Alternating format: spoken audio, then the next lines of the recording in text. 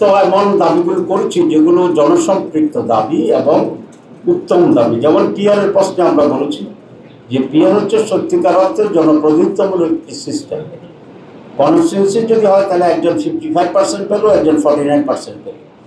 55%কে আমরা বিজয়ী ঘোষণা করলাম, আর 49% যে পালো তার এখানে কোনো স্টেক আর থাকলো না। এবং গ্রামের লোকেরা এই কারণেই বলে যে আমার ভোটটা যাতে না পৌঁছে, আমার ভোটার মানে এটা অর্থহীনভাবে ট্রিট করা হয়। কিন্তু পিয়ার যদি হয় তাহলে each and every votes will be counted এবং এটা হিসাবে আনা হবে। আপনি 51%, you will get 51% of the seats in the parliament. আরেকজন 49 পেয়েছে, he will get the 49% of seat in the parliament. তাহলে কারো ভোট আর নষ্ট হইল না, সবটাই কাউন্ট করে নেবে। This is the best representation of the peoples, each and every voter. এটা আমরা এটা ইন্ট্রোডিউস করতে চাচ্ছি বাংলাদেশে এই কারণেই। এটা তো রিয়েল রিপ্রেজেন্টেশন নাম্বার 1। নাম্বার 2, আমাদের অতীতের ব্যাড অভিজ্ঞতা। আপনার কনস্টিটিউন্সিতে জোর করে লাঠি দিয়া টাকা দিয়া ভোট কিনে এমপি হয়ে যাচ্ছে মানুষ, সেটা এটাও রোধ করতে হবে।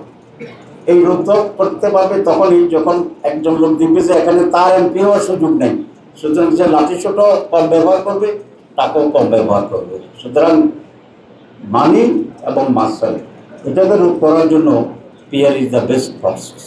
এখন আপনার যে প্রশ্নে আসে যে তখন জামাত কী করবে, আমরা এই সমস্ত মৌলিক বিষয়ে যদি ঐক্যমত্য কমিশনে একমত হওয়া না যায় তখন আমাদের প্রস্তাব হচ্ছে এগুলোকে গণভোটে দেওয়ার জন্য।